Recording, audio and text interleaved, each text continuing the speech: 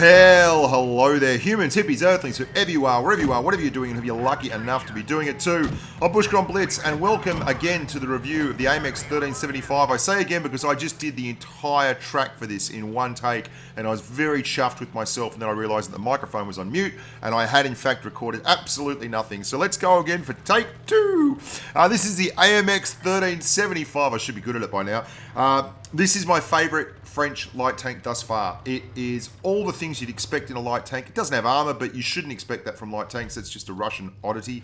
And it's my favourite light tank mainly because of the gun, the 75mm SA50. And I'll get to exactly why that is when I have a look at the gun stats in a wee while. It's a great fun tank. It's very, very mobile. It's excellent in terms of firepower for a light tank at tier 7. It's excellent in terms of mobility. It has a few issues that are particularly French, but we've come to expect that from the tanks that I've reviewed so far in the line, and I'll get to what they are as well. Before I go any further though, I want to show you a very funny little moment from my life. I know there's tanks up there. I've run up here in the bat chat, and this is quite apart from the review. Watch where the Death Star pops and where the E75 pops, because I'm looking over the edge of the map, so never come here to spot. There's an E75 50 meters away. And there's a 183 there with him. Yeah, you can't see through the map, through the edge of the map. So those guys couldn't see me, and I couldn't see them, and it worked out really poorly for me. So hats off. If you're on Naval Frontier, don't try to spot targets from that area there.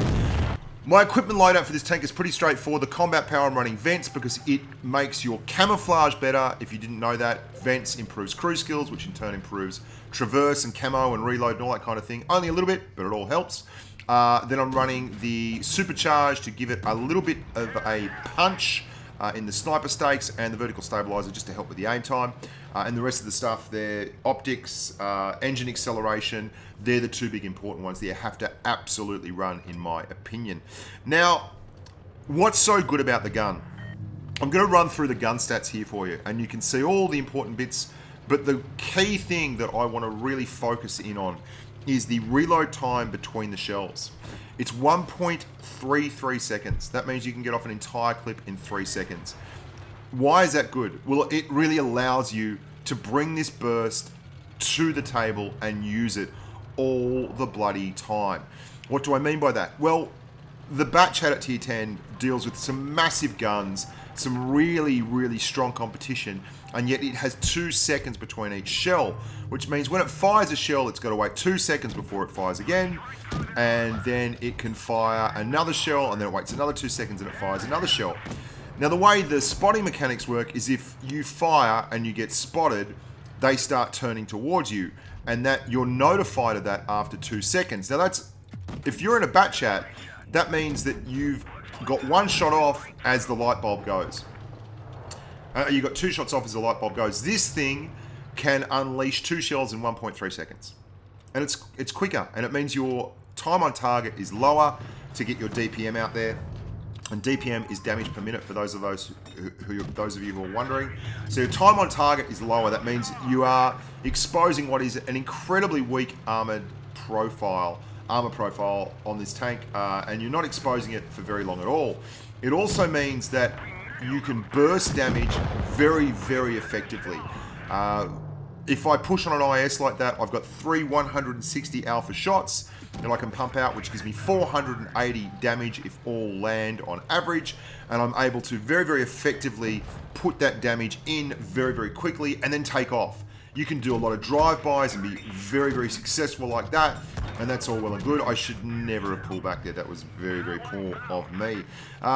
Play by me. Now, that's the key, and that's the reason I love this tank so much, is of all the French tanks, the clip reload is the quickest. And quick clip reload when you're in an auto loader means that you can absolutely pump damage and be very, very successful with it. The gun is not really anything to write home about in terms of penetration and everything like that. You have low-end penetration for a tank at this tier. As a light tank, the 62 has 145mm of pen, the premium type 62. Everything else is better than you by a wider margin, but still in all, 144 will get the job done. Your APCR pen, though, is 202, which is actually 2mm better than every other light tank at the tier, apart from the Type 62, which is a premium monster tank and has 250mm of heat pen. The real joy of this tank is that the DPM is second to the Type 62, which has phenomenally good DPM, 2500 damage per minute. You're at 2158, and that is better than every other light tank at your tier. Now, I think it's better than all the other light tanks at the tier that are stock tech tree tanks, apart from the LTTB. I'd probably still take the LTTB just because of its armor and the fact that it is lights out quick with that armor. But for all that, you're right up there with it. Your ability to deliver that big dose of nasty, the 480 average alpha damage in 3 seconds, means you can peekaboo far more effectively. You can see you're very fragile though. Very, very, very fragile. I had a whole lot of 2,000 damage plus games in this tank. Like very, very consistent. Which was a surprise, really. I was expecting, because I went from the top down, I started at tier 10. And look, here's one of your issues, right?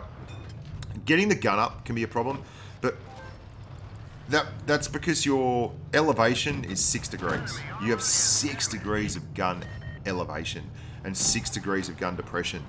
You're basically just a platform that turns the turret around and has a tiny little bit of leeway either side. But you are also true light tank camo. So you have on the move camouflage, which coincidentally, after we did our Bat Chat tier 9 video, where I outlined the fact that, you know, it didn't have on the move camo and Wargaming said that was working as intended, there was a bit of a hue and cry. A lot of people got upset about that, and we ended up, I think Wargaming ended up saying they're going to revert that to on the move light tank camo based on player expectations.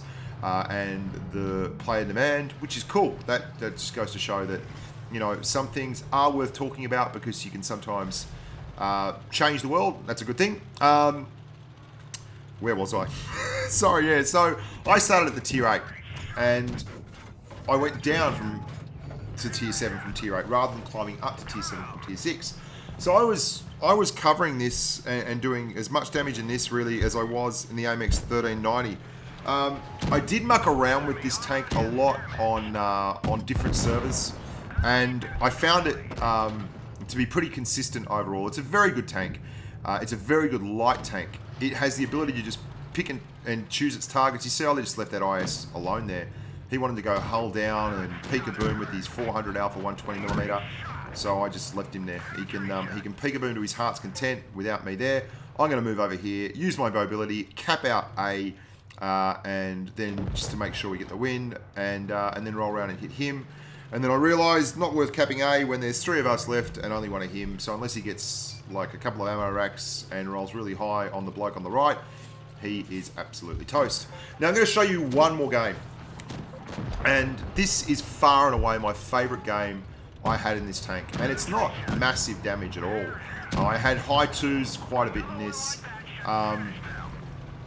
The real key for this game for me is it shows how effective a light tank can be using terrain and obstacles and acceleration to stay alive, and how when you're experienced and you can actually play the game well, you can do all kinds of good things with light tanks that you can't really effectively do in a lot of other tanks. Now I'm going to run up here. Everyone's going right. I don't know why, but they said R and then the team followed them, so that's all well and good. I am the eyes of the team. I want to get up here, so if their team is coming this way, we have a clue, and I'm only doing this to spot. You can see I start turning around immediately. All I want to do is spot those targets, and I do. I spot 5 tanks. Excellent. 6 tanks, in fact. I spotted 6 tanks to start the game, and gave the team an absolute eye-opener of where they are, made them all realise I was spotted, probably held them up for a second, lets the team get an idea of what they're going to do. Not that they make particularly great use of it, but it's the right thing to do in this tank, and it's something that we now take advantage of by going to soft cover concealment. So I'm trying to look for shots over here, and we get one that bounces off the back of an MT-25. I mean, seriously. But we do land the second one, 341 alpha, and then we go in for a full reload. And again, I'm just this is one of the great things about this tank. The reload on the clip, I didn't mention this before, is 10.56 seconds when you're running all the equipment that I'm running plus your rations. Why is that good? Because the reset time on camouflage is about 9.8 seconds. So from the time you fire and take your camo down to about nigh on 0 to the time you are completely invisible again after you've hidden behind something is 9.8 seconds. So you can fire a full clip like this and then hide and reload and get it done. Now, watch how effective this tank is in this situation. I jive that bloke out. I've got the VK over there. There's all kinds of nasties here. The team is miles away, but I'm not bailing on this T150 who was good enough to come back here and help me out. So we're gonna stick it to these guys because we've got all 4 of them stuck here. We've more or less spotted a lot of them, and which is so light tank-esque, and I'm angling up quite severely here, so it's tough for that Hellcat to pen. We get a nice one, and then we put our shots into the T-37. Just using this terrain, and it's not a spectacular game. That's not really what I love this for. It's the pure light tank play that really made me happy, and the way I basically abused the mobility and the speed of the tank, and I just didn't give them an opportunity to really put damage into me. Despite the fact they were all within about 40 or 50 meters, and that's the kind of gameplay I like. You can see the T-49A was still around in this game, and I can't tell you how happy I am that that tank has disappeared. Yeah, really happy not to have that one in the game anymore. So that's the AMX 1375. I mean, 6 spotted tanks, a bit of damage, 2k damage or something. I mean, that's a good game. That's a really good game, in fact. And the fact that I was able to influence the battle so much without actually, you know, getting ammo racks and getting 6 kills and doing all that kind of thing. It's a testament to how effective a light tank can be when it's played in the right way. Anyway, I hope you enjoyed that one. There's more to come. There's a lot of videos dropping at the moment, and I've got a lot of esports announcements coming up, so stick around, stay tuned to the channel. As always, the streams are coming thick and fast. Every Sunday, every Tuesday, every Thursday NA time. I've got a stream with Triari in their training room this Thursday NA time, 5:30 PM West Coast, 8:30 PM East Coast. Look out for that one, and that's a regular occurrence, guys. We're doing clan streams every Thursday now. I've got the big boys from Void with M16 coming the week after that, and then we're going to be trying out with someone else. So you let me know if you're interested in doing that. There's a lot of clans out there. I know some have contacted me already. Yeah, there's just so much going on channel at the present. I've started doing PC videos. Once the ping clears up, I'll be able to do World of Warships Blitz videos again. It's just a hell of a world, and I'm happy living in it. A few overseas trips coming up too, so keep your ears peeled. I'm going to be doing also a live cast on the Tokyo Game Show. This weekend there'll be a stream up for that on channel. If you like your esports, you can watch that. That's the Japanese regional finals. It's a Tokyo Game Show thing. Sorry, not a regional finals for the Twister Cup. And then there is another couple of things which I'm not sure I'm allowed to tell you about yet. So I'll just wait and see. You never know your luck in the big city. I'm Bushka and Blitz. Look after yourselves and stay safe on the battlefield. Oh, and P.S. Be bloody nice to each other. Be nicer to each other. Until next time, bye for now.